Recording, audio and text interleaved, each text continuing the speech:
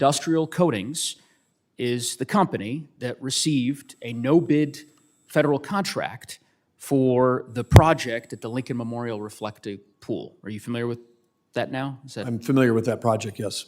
But not the company? I wasn't familiar with that specific name of the company. Okay. You're familiar with the fact that a company received a no-bid contract to do the work on that project, correct? I'm familiar that we're working on a project to restore the reflecting pool before the summer season with record attendance, yes. Yes, and that was through a no-bid $13 million contract, right? That's not up for debate. That's a fact.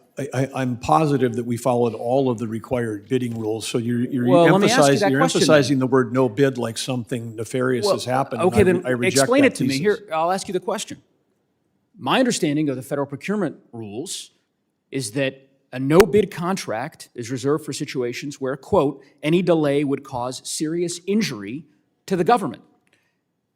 What is your proposition is what? That there'd be serious injury to the government if this company didn't get the $13 million contract to do this particular project right now? Is that Well, I think we do have a sense of urgency. I mean, we got handed a record amount of deferred maintenance. We had 19 fountains across the city that didn't work. That's 82 the homeless serious sites, injury to the government? The serious injury to the government? Well,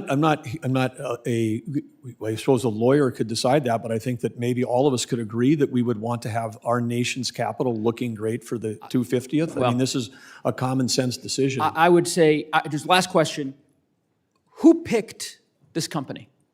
Because President Trump, a few months ago, in a New York Times article said, I have a guy who's unbelievable at doing swimming pools. He looked at it, he called me up, he said, sir, we can do something on it. Last night, he posted on Truth Social, also, I did not give out the contract, Interior did, to a contractor I did not know and have never used before. So Interior, he's talking about you. Did you give this $13 million no-bid contract to this company that's never done business with the federal government before? The gentleman's time has expired. I think the Secretary can answer the question. The gentleman that you're talking about that has done construction work regarding pools and fountains for President Trump is not part of this contract. He's just a citizen that cared about it and offered some free advice. There's nothing there in terms of any dollars flowing to anybody that worked for President Trump. Who picked this company? That's what I'm getting at. The National Park Service and the leaders on the National Mall are the ones that picked it.